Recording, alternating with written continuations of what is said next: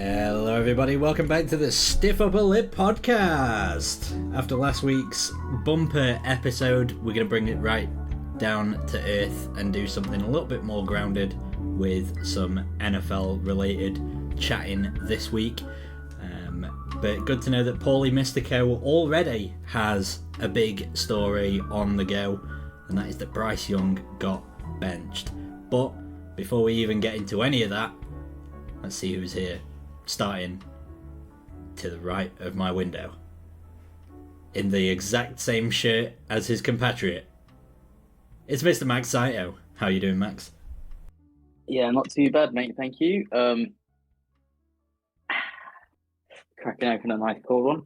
I'm looking forward to having a really boring episode that we can just smash out and produce very little mental stimulation for our beloved lowland disciples. Acolytes, actually. Let's go acolytes. That's better. I wouldn't have said boring, but it is definitely going to be less stellar. No, it's always going to be great. It's going to be great, and there's one reason why it's going to be great, and that's Mr. Edward Wilkins. They're wearing the same shirt. Hello, yes, I am here. Once again, you are graced with my presence. For the first time ever, Max and I are wearing the same article of clothing. Not the actual physical same item of clothing, just the same version of the shirt. We had too much of a row about which teams are most likely to achieve prolonged success this year, and we got stuck in one of those. We're wearing this shirt until we get along. But it's designed for two, adult males. So this is a serious item of clothing. I mean, the elastic going on is just biblical. Yeah, and we live hundreds of miles apart as well. This is a garment for the book. Just think, everybody in Peterborough right now is absolutely covered in a giant sort of navy blue shirt, I guess. They're in the middle. They're winding people back 20 miles and firing them out of it, but we're not feeling anything on either side. It's going to be like one of those old school village games where two villagers fight each other over one pigskin. Yeah, it's going to be like one of those old school village tournaments where they just kick the shit out of each other's skin. My God. You brought up Peterborough, and I have to genuinely say that that's the worst place I've ever been to. I don't know if everyone else. Yeah, you've lived a sheltered life.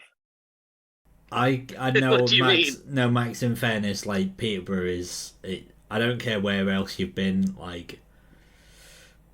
been to Peterborough several times. Have you ever been to Leeds bus station? I have. Yeah, I've been there at 2:30 in the morning. That was fun. Yeah, but presumably you were so out of your head that you didn't notice. Yeah. Oh, you still notice. In fact, if anything, you become actively more aware out of fear and adrenaline. Yeah, I mean, Peterborough is like Leeds bus station, the city. God, I don't recall Leeds bus station having a lovely cathedral in it. I don't recall Peterborough having a lovely cathedral in it. It's got right a big church. It's got a big church. Yeah, but the fucking Sports Direct's bigger than the cathedral, Max. Yeah, well, that's the Sports Direct is the cathedral, isn't it, in Peterborough? Mike Ashley Cathedral. Middlesbrough. Beautiful cathedral and a perfectly reasonable urban shopping centre.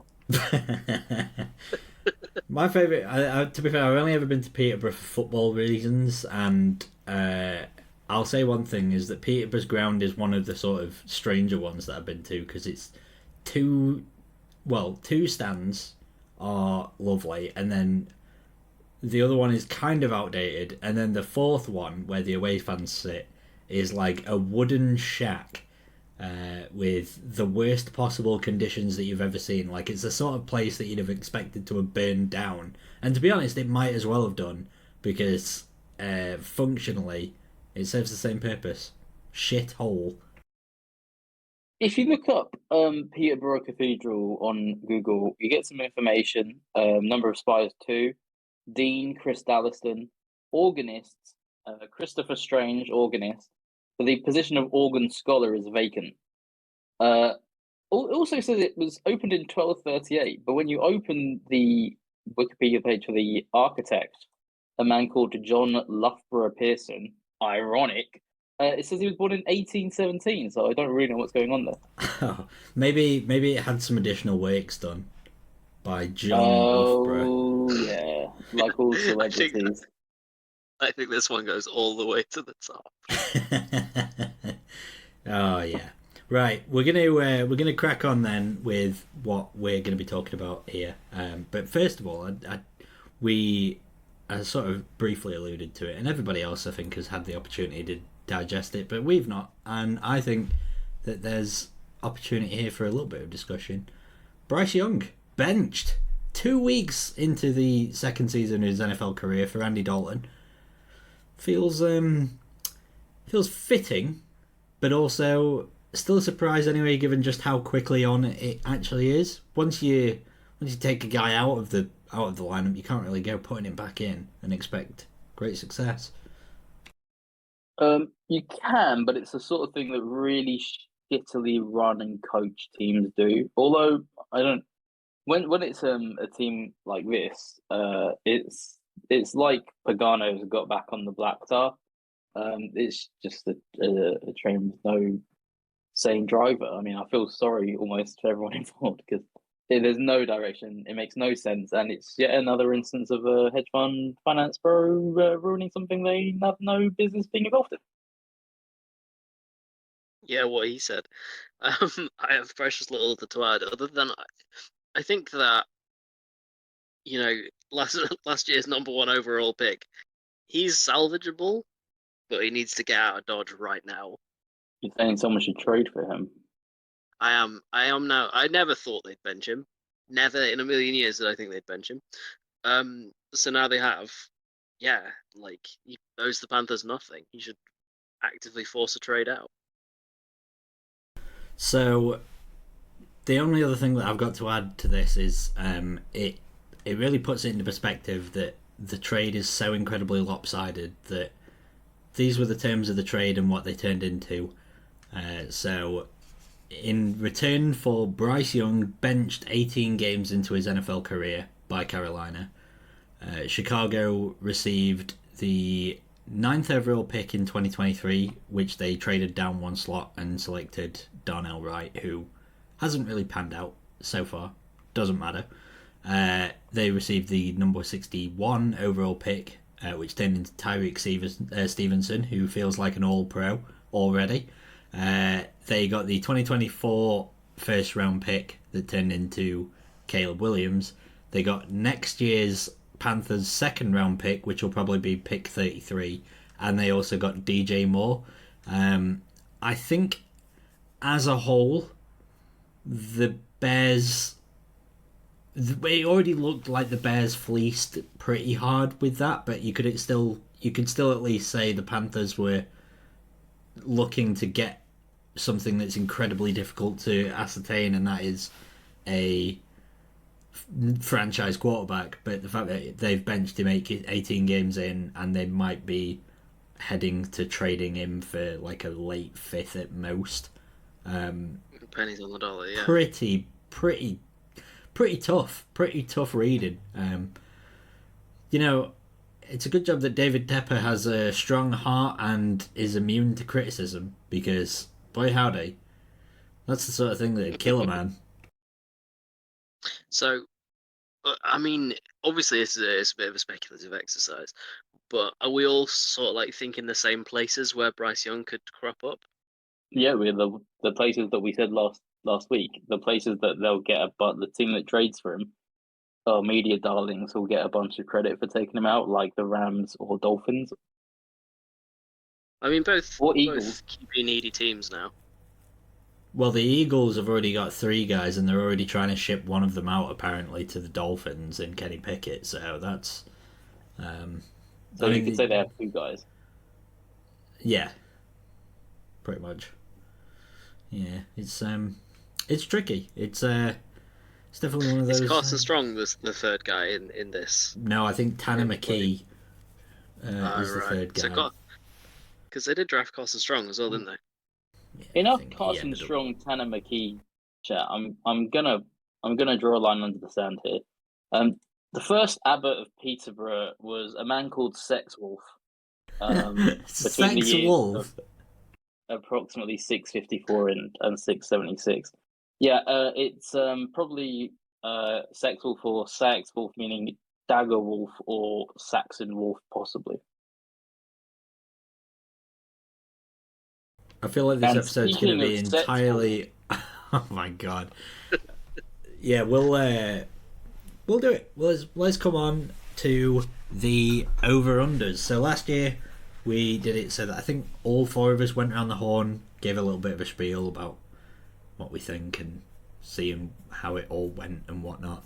This year, because there's only three of us and that took way too long, we're just gonna pick out a few and see what we sort of have going on here. And I feel like we might as well start with the host teams because we'll get the Vikings right out the way. They're 2-0. Their preseason prediction odds were 6.5.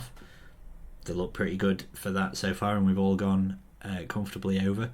But the Packers got a 9.5 prediction for their win total in preseason. They're sat at 1-1. They've just lost Jordan Love, and yet 3/4 of us have all banged the over on this one, with Ed being the only exception. Now, I'm going to sort of trust Max to give a little bit of a spiel about his thoughts on why the Packers might be over, even though I agree with him. And then we'll come on to Ed. How about that? All right, very kind. Just one thing on the Vikings was, I guess these preseason odds must have come after JJ McCarthy tore his knee. 6.5 seems savagely low for the Viking. And I mean, they only have to get 5 more, so yeah.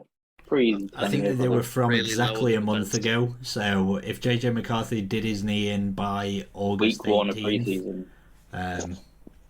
Then yeah. Yeah, it would have been post season ending,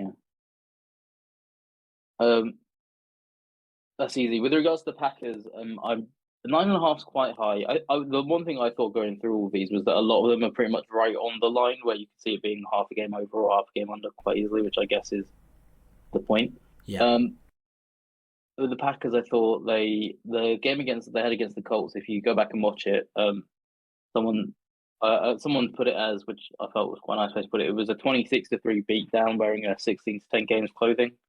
If that Josh Jacobs doesn't fumble on the goal line and runs it in for 16-0 with the extra point pending, that is an absolute knockout game. And in the first game, they played really sloppily, by all accounts, quite a messy offensive performance, and they still put up over 400 yards and 28 points. So a lot of mistakes have seemed quite easy to clear up. But I don't have any reason to think that they won't get over 9 wins, although they do have the third hardest strength of schedule in the league remaining. That was sort of, I mean, to be clear, like, you're exactly right when you say 9.5. If you could award a team 9.5 wins, that's probably what I would do for the Packers. I see them as a 9-8, 10-7 team. Like, absolutely no question. But I think you're right in the strength of schedule, and I also think they're probably going to struggle in the division. It's going to be is it going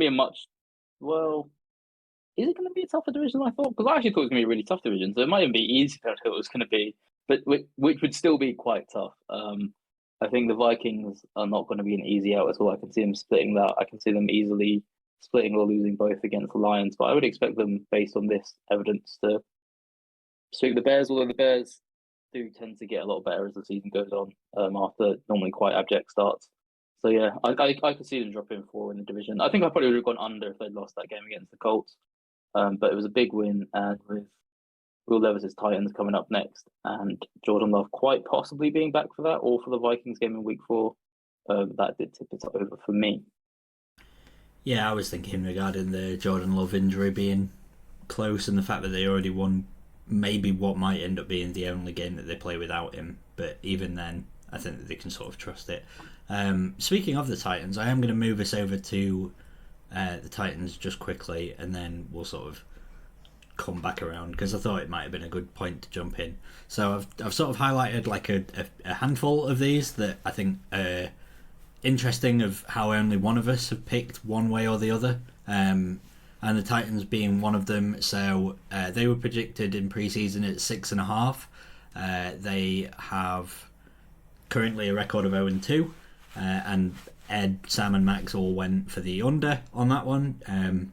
I did take the over, and my reasoning for the why on the over, to explain myself just a little bit, is I think that this Titans defense is very much legit, and I think that they've gotten a little bit of a tricky going from their own mistakes more than anything, that have really tried to undo what their defense has laid down as a groundwork. But I think that when they can get the likes of Tajay Spears up and running, they can get Will Levis to stop making the most hilarious mistakes imaginable every week. I think that there's a good 7 to 8 win team in here. Max has just done the Will Levis surrender cobra from week 1 against the Bears, but both of those games. Literally said in the build-up when we were just chatting that we don't really do visual. Yeah. But I think that as a whole, there is a good framework in there, and they've been incredibly competitive against the Jets, who we all seem to be. Well, I guess maybe we're all just a tiny bit down on, but I feel like that's probably more like we're predicting like an 8 wins as opposed to 9.5. But with the Titans, like, they should have beaten the Bears, they blew it. They should have beaten the Jets, and they blew it, but not through any reason other than like Aaron Rodgers. I just think that they're a better team than 6.5, and I think that these 2 losses can easily be turned into a 7 or 8 win team by the end of the year. I think they look like a 7-10 team who just blew 2 of those 7 wins. So I know what you're saying. They have the construction of a team that could be like just slightly below average, probably, I would say, based on what we've seen. But I think those 2 games did swing it for me, just because they had no business losing them. And I think the offensive line could be quite a significant problem. I mean, Joe Alt is like, or Peter Scoronti is like we've got Joe Alt at home guy. And did you see that Nicholas Payfrey gave up the most pressures last week against the Jets, who struggled to rush the passer in week 1 of anyone since Next Gen Stats started recording pressures. And then he's been signed as by a fantasy betting company as like an analyst, considering he was previously banned when that spate of players got banned for betting. That's a little strange, isn't it? There's something going on there. But I do agree that the defense is really good front, very decent cornerback room. I just think those 2 games are going to be the difference. If they'd kneeled out the second half against the Bears, they probably win that. That's fair enough. Ed, have you got anything to add about the Titans, or are you prepared to? Are you happy to move on? Hold on. Okay. Oh. Yeah. Can you hear me? Sorry. Yeah, we can just now. I think you were on mute. All right. Sorry. Yeah, I think they're a classics team that the wheels could fall off, this Titans team. And I think you look at a QB who's basically a rookie and a rookie head coach and sort of think to yourself, if the losses start to mount, then someone's going to come in and start demanding changes, whether that be, changes to how things are run, changes to the QB, etc. And I think as soon as that kind of thing happens, you're on a slippery slope that can lead to a 3-14 season very quickly. Yeah, suggesting like Ron Carthen is some sort of scary dictator. Is he even still there? I assume he is. Yeah, I think so. There's no. Ron Carthen was never there. Yeah. I've never heard any evidence that Ron Carthen is on the job. Oh, he is. Good for him. Ed, if you had to guess without looking, could you tell me who the Titans' backup quarterback is? Titans backup QB without looking. Can I have one clue? Can you tell me their jersey number? Not off the top of my head. Not with the Titans. Number 2 elsewhere, I think. Number 2 elsewhere. New to the team this year. I know it. Okay. In my head, I'm thinking Jake Luton. No, the fact that Chappers knows it is probably your biggest your biggest clue yet. Oh, Mason Rudolph. Yeah. It is indeed, yeah. I actually think that there's a 2-10 and they bring in Mason Rudolph and they win the 4 games. That's actually legitimately, I think, if Levis keeps making these utterly hilarious, like this past week where he did like basically a swanton dive, like a swanton bomb style motion, but just pitched it back for no reason. Like, if he keeps doing stuff like that, like, did you see the clip of the head coach going up to him and being like, "What the fuck are you doing?"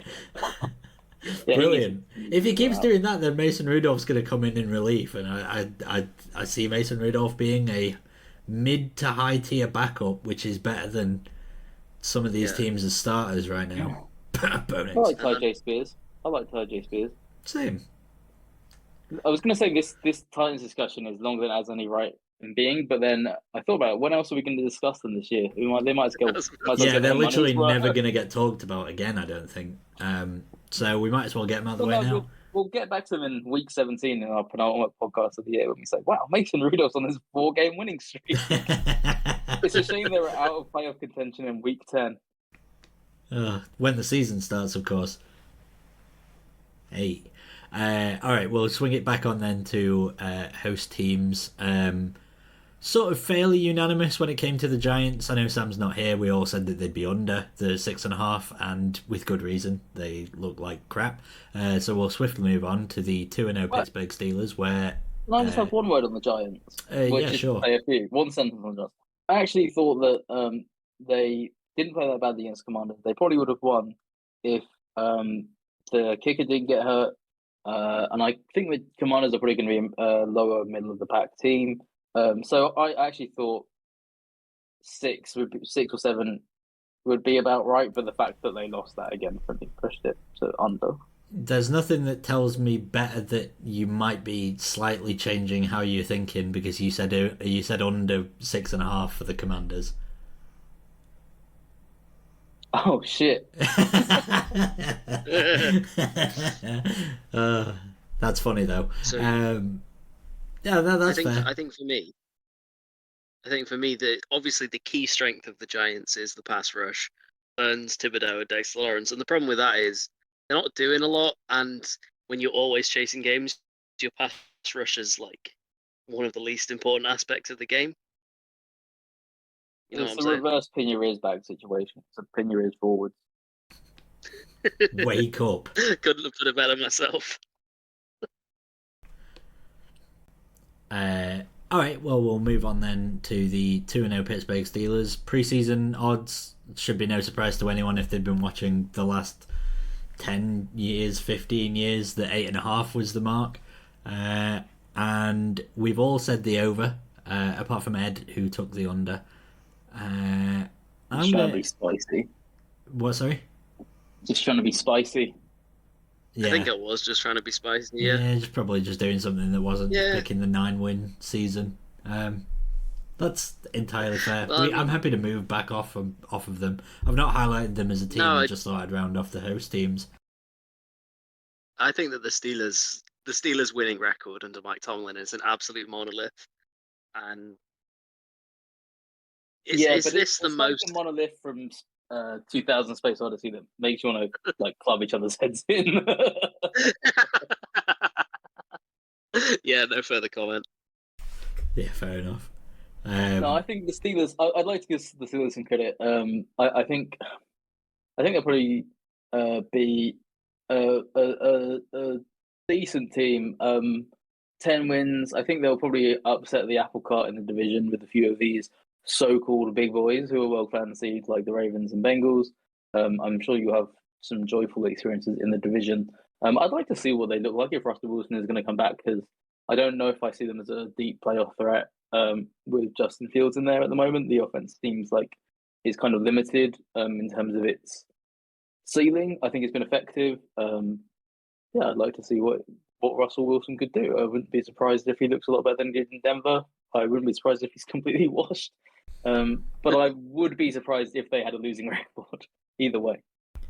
Yeah, I feel like that the team has always sort of been like the strength is the running game and the defense, and I feel like right now this is like the sort of peak that you're going to get of both of those things. I think that the defensive unit right now might be the most complete that it's maybe ever been, with the acquisition of like Pat Queen. Peyton Wilson, the rookie, looks just one of those guys that's just capable of making like hard-nosed tackles constantly. He seems like a real pickup. They got Minka Fitzpatrick back healthy. They got a lot more depth in there, like you say. Than they were last couple of years. The last couple of years, it was like when TJ Watt went down, they were not that effective. But yeah, they've got Herbig, they've got Highsmith, obviously. They've got Hayward still. Yeah, I'm still relying on that Benton breakout, but yeah, they just seem a lot more. What is he, third year now? Second. Year, third year? Man, wait till next year. It normally takes a few years for D tackles. Yeah, potentially. But even then, I'm still high on him. He looks good. But yeah, and then run game, you know, it's Arthur Smith's whole forte. It seems like it's coming out. Allegedly, but they're doing some good stuff. And Zach Fraser, can I just like gush over Zach Fraser for 15 seconds? He's great. He might be. How do you already have such a strong opinion on Zach Fraser? That's amazing. No, honestly, because like you watch him bust through holes and basically one-on-one block like the best D tackle that they've got, and like allowing like James Daniels to get to the second. Like, he looks like an absolute dog. Well, does he care enough about the game to chunder on the ball before every snap or not? I actually think that he'd spend more of his time chundering on the opposition if he could. Do you think that all that chunder in the middle of the field led to DeForest Buckner sustaining a lower body injury against the Packers? Was it a high ankle sprain? But yeah, no, that's fine. We'll move on to a little bit more of an interesting one. So we've got the currently 1-1 Miami Dolphins up next. Now their preseason odds were 9.5, which, you know, on paper looks good. And then Tua Tagovailoa decides to headbutt Damar Hamlin as hard as he can in the knees, and now they're in the same boat that they've been for quite some time. Three of us banged the under, I'd say fairly reasonably so. They've not looked particularly impressive with Tua, and now they're without him. Ed taking the over here. Ed, do you see the Dolphins as a 10-win team? No, I'd completely blanked that Tua was out for 8 weeks. Disregard. Okay. Well, that was the whole reason why I picked out this team. Week 7 bye, maybe. The Dolphins, we can actually talk about them because they're kind of interesting.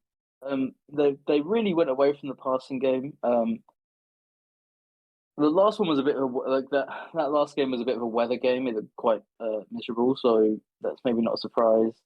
But it was concerning. Like the effectiveness that Tua had was just not there. So I don't even know if it would be a significant downgrade based on the first 2 games. I'm not talking about you would obviously rather have Tua, but based on the first 2 games, I don't know if it's a huge downgrade to go to Skylar Thompson. Well, I mean, it clearly is. It is, but the passing game can't be much less effective than it was in the first 2 weeks with him in there. They could do something that would delight, I don't know, precisely like 4 podcasters and get Ryan Tannehill back. That would be a fun. I would not be one of those 4. Devon Achane might be a genuine superstar. We'll have to see. Just some developing news though. Just with regards to the Packers, this is the last thing I'm going to tell them, my friends. Jordan Love spoke to the media just now. He said he's hopeful that he is going to play on Sunday against Tennessee. Interesting. So, fairly miraculous that that's a 1-week injury. Yeah. Yeah. I'd still kind of think that it'll probably be a couple. I think that they'll hold him out for the Titans game. Give Willis that revenge game. Well, these guys have got to be protected from themselves, haven't they? Yeah. True. I think it's probably just going to be, it's probably just going to be like a pain management thing, you know. But I mean, he did do some good work off schedule, so his limited mobility maybe won't help. I don't really care to talk about it that much more in this over-under podcast. Yeah, that's fair. Where we going next, conductor? Well, I'm going to take us slightly off of the schedule because I was expecting a little bit longer of a chat about the Dolphins. So I'm going to give us the 0-2 Baltimore Ravens, who came into the year with a 10-5 record. Now this is one of the ones where we've gone right down the middle of 50-50, but annoyingly joining me on my under was Sam, and he's not here, so I picked the Not true, under it's on me. this one. What? Oh, it is you. Oh well, there you go, Ed. You're on your own. Bloody hell, we don't know what's going on. I know, it's crazy. It's all gone absolutely to pot here. We didn't actually know what over or under meant as a word until. So I actually have a friend called. I have a friend who does not understand the concept of over under. He'll say to me, "What's the over under?" and then he'll say a yes or no question, and his scenario is always over under 0.5. So he's like, "What's the over under on like Carrie Underwood singing this song live when we start watching Sunday night?" I'm like, Lee, Is your please. friend a computer? No. One for true, naught for false. It's honestly, it's baffling. We didn't know what over under meant, but we literally like if you were watching like a horse race or something, if we were like, oh, that horse just went vertically around the poles or whatever it is they jump over, hedges and things of this nature. I would like to see a horse Ravens. go under a hedge as part of a horse race. Can you imagine? Like, oh no, Mystic Thunder's burrowing into the turf. Horse race where they have like little shovels attached to the hooves, and they're like, eh. I'm doing the hamster wheel motion again. Second of visuals now of the podcast. Yeah, 0-2 Baltimore Ravens. They've had a tricky start with the Chiefs, but then last week against the Raiders did not look good. They seem to be struggling to get some of their big playmakers actually involved in the game, which feels concerning because they don't really have too many of them outside of Mark Andrews. Like Isaiah Likely in week 1. Yeah. Thanks a lot, fantasy. Yeah. Humbled me because of that. But Sorry, yeah, Ed, you points and I lost my wife this week. So. Ouch. I thought he said he lost his wife. Yeah. Yeah, I lost my wife to Isaiah Likely.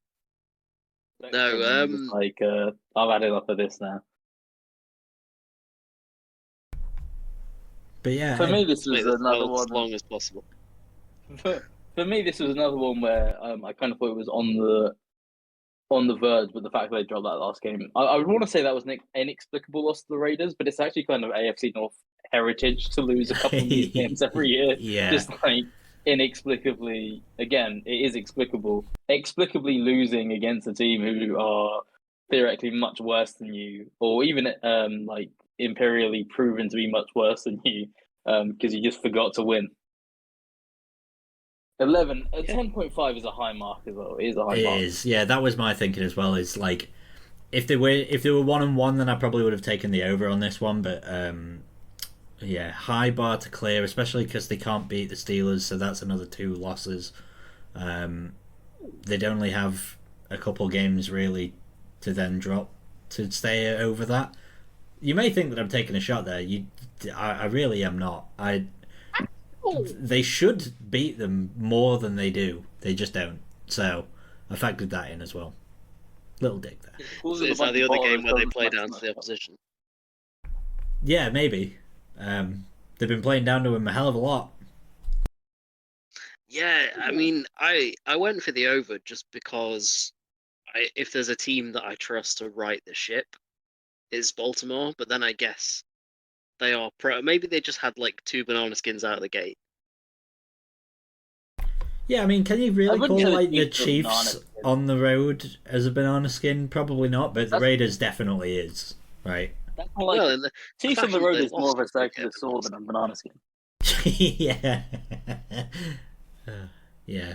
Oh, I accidentally slipped up on those really fast rotating helicopter rotor blades. Oh, very good. Do you know anyone who's actually ever slipped on a banana skin? I heard that, like, apparently it came from the etymology of the phrase came from like turn of the century New York, where all the workmen who would like go up and they would eat their lunch sitting on like the scaffolding, like the iron girders in the sky and stuff. They would have so many bananas in their lunch pails that it was becoming a massive problem. in the streets of New York.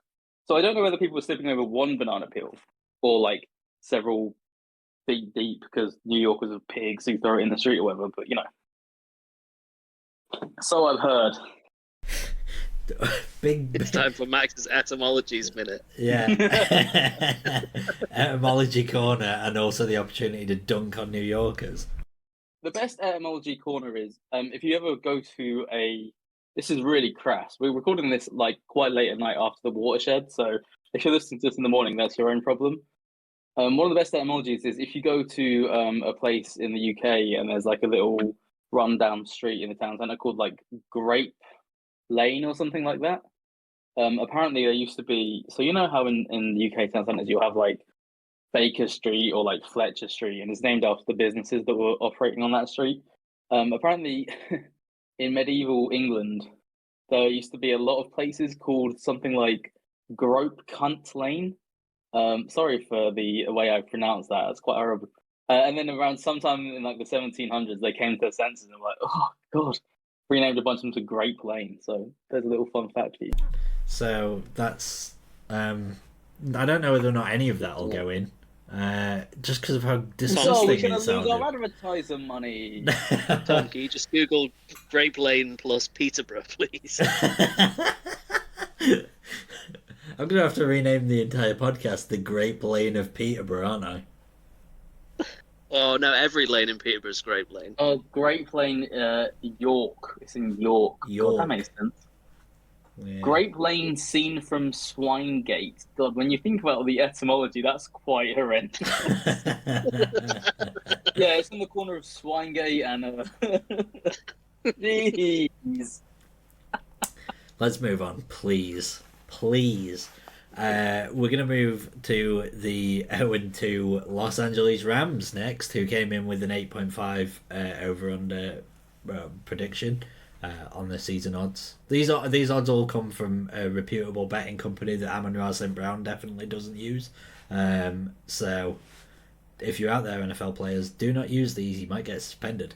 The 0-2 Rams, Ed, myself and Sam all came to our senses and picked the under here because they're currently missing about 14 of their starting players. But Max here, taking the over. It's not that high, is it? 9 and 8 is not impossible. It is maybe if you're losing your entire offensive line, all of your wide receivers, and you're starting running backs kicking or taking punt returns.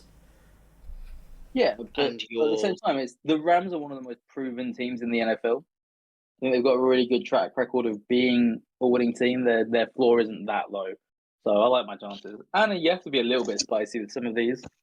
It's true, but then I can see the Rams being 9 and 8. The division's never been stronger. That would be like for all of. I mean, you're well within your rights to say that like the Rams are proven winners, but there's always been at least one Cardinals in the division. I think that there's been a lot of overreaction in the NFC West over the first 2 weeks. The Niners obviously lost the Vikings, which they did last year, went on to the Super Bowl. They've got a lot of injuries, but they've still got some outstanding players who are not injured. So I expect them to be right around that. Hang on, let me just double check what I said before. You said under 11.5 again. You've done this twice now. To be right around that 11 and 6 and I think the Seahawks are probably going to exist in that. Let me just double check what I've said here. I think they'll be right in that 8 and 9 or 9 and 8 mark. And I think that the Cardinals, I think will be right around that 7 and 10 mark. I think the Cardinals have looked really impressive before. Remember that there was that one time when they were completely unbeaten. They were looking really good, and then they lost that game to the Packers where AJ Green forgot that he was playing an NFL game. Didn't even look back at the ball. Yeah. Crystal Douglas had a walk-off bit, and then like the wheels came off after that. I think that sort of thing is kind of in the Kyler Murray Cardinals DNA that they tend to around the time of Call of Duty being released. But this was all because of the Cliff Kingsbury point, which is that he always started off to like 6 wins immediately off the bat and then fell apart every time that it crossed the middle point of the They year. did this last year with Josh Dobbs. Everyone was like, "Oh, Yeah, but that was Cardinals because are they really were an good." actually the bad ceiling team. wasn't as high. Yeah, the ceiling Yeah. was dreadful, and they managed to overperform to that. But that was the reason why they were playing with Clayton Tune for half the year because they traded Josh Dobbs. Yeah, but the wheels started to come off for Josh Dobbs the Cardinals before he even traded. Like you could see the signs of slowing down. I think Because the it was Josh Cardinals will be Dobbs. good, but not great. And I think the Rams will also be good, but not great. That's Severely fair. limited by the injuries. Yeah, that's. Are they getting Puka Nacua back? Well, he's on IR, so I assume that they'll get him back at least at the very earliest week 5. But I don't know if they're going to make him wait a bit longer. They should, if he's not going to be 100%. But Yeah. if they lose Cooper Kupp as well, what are they down to? Tutu Atwell. Ben Skowronek. He's on the Steelers He's not even now. there anymore. Yeah. Bloody Is hell, he? Well, he's on the Steelers Oh. IR. He was on the practice squad. They called him up for the Broncos game. He's not actually healthy. They just did it so that they could put him on IR and stash him away, like I do with Keaton Mitchell in fantasy leagues. Do you think you could tell the difference? Like if two guys came up to you in the street and they were two big guys, Yanks, and they were like, "Hi, nice to meet you. We're Ben Skowronek and Gunnar Olszewski." You think you could tell the difference between them? I don't know what Ben Skowronek actually looks like, nor do I know what Gunnar Olszewski looks like. I think Don't I Google it think because it'll probably be clear that they're apparently very different looking people. I think that the NFL is a Yeah, weird one they're for not. this exact thing, wherein you don't really see players without their helmets too often, especially if they're special teams gunners and like punt returner types. It's not like they're like you could easily tell that Lamar Jackson was there, but you wouldn't be able to tell. I don't know. Can I Quincy pause Roche. this? On the subject, can I just pause this? What did you know, guys, that there's one position in the NFL where you can wear whatever number you want? Yeah, Kicker, punter. is it? No, it's not kicker and punter. They're between 1 and 19. Quarterback? Nope, that's again between 1 and 19. Well, Long every snapper. position is Long snapper, yes. Every Wait, position long is snapper. this. Remember when Teddy Bridgewater was wearing number 50 with the Lions? Yeah, because they've Did changed he the rules. reclassify Ed's it just to Ed's just guard? receipt No, like it's he's just in reciting preseason. old. He was old wearing ones. 50 in the preseason, but you can't wear 50 as a QB in the regular Probably one season. of the You worst. can. They've changed the rules. No, they didn't. They relaxed some of the rules, but not others. It's only O linemen and linebackers can wear 50s. NFL regular season numbering rules. I'm telling you right now, it's only long snappers that can wear any number they want, except for the 00. Otto Graham. Yeah. If you were a long snapper, what number would you wear? Well, you're really just asking me what my favourite number between 1 and 99 is, and the answer's number 6. Imagine a long snapper wearing number 6. That is woke. Well, what number should a long snapper wear? It shouldn't be single digits. 91? It should be something humble, like a big fat guy number. 53. 63. Should be Oh, 50. you both say 63. Odds on. Yeah. Number 63 is officially the most big fat guy number in the NFL. I'm afraid that I do have to VAR check this, and I did say 53. I'm afraid, as in the 53rd man of the roster. Number 58, then. Go on, Max. If you were a long snapper, what number would you wear? Oh, that's a good question. I'd probably go for something really humble and down to earth, like 69, of course. 78. It's a very nondescript number. Right. It's more of a bus route than a fucking NFL fan, for God's sake. You might as well wear the 78A. That's really tickled me. We've gone You full think the number 78A would be light blue for me.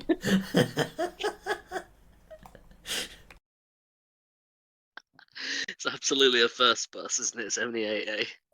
It's definitely not a stagecoach. I was going to say, I thought Yeah. it was a stagecoach. I was getting No. Ariva vibes. You were getting What? what? Ariva. I'm You know, afraid like we don't have... ARRIVA. Yeah, we don't have those, I'm No, afraid. Oh my god, you are uncultured louts. Well, that's just probably some of them extra bits of transport budget that we never got up north. The Ariva 78A runs from Nuneaton to the University Hospital of Coventry. Oh, my word. I can't believe that you looked it up. Maybe that's where we'll get our sponsors. We'll pay for an ad on that bus. Yeah, we've got The long snapper. No. Do you know something?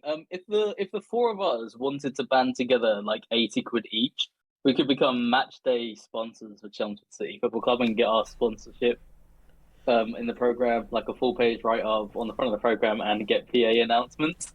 That's And we get a signed match ball from our favourite Chelmsford players. That's actually quite a good... I wish that you'd not told me this, because now I'm actually going to have to try and cobble together 80 British pounds and look into this. Oh, you'll have to lay off at least one of your 950 wrestling shows per year. We're so off track. Yeah, we are really off track. I actually vote that we just don't get back on track and we just call it. I actually had over on the Broncos. I know you did. I knew. I was considering whether or not to put you in there, but then I realised exactly what it'd be. It's the same thing that happened last year. No way are you killing the podcast after 45 minutes. He's rolled the jazz. There's nothing we can do. Just give Bo Nix a chance, man. I've given him a chance. He's utterly unwatchable. He is the worst quarterback in the NFL. 2 games in. 2.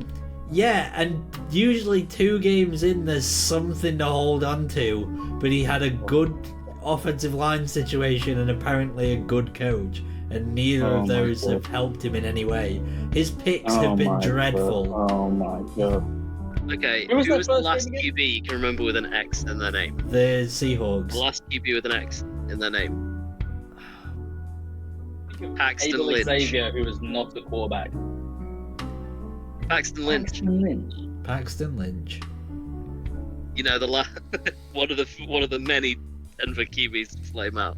Who was the guy who walked into someone's flat that wasn't his when he was drunk and just sat on their sofa? Me? Chad Kelly.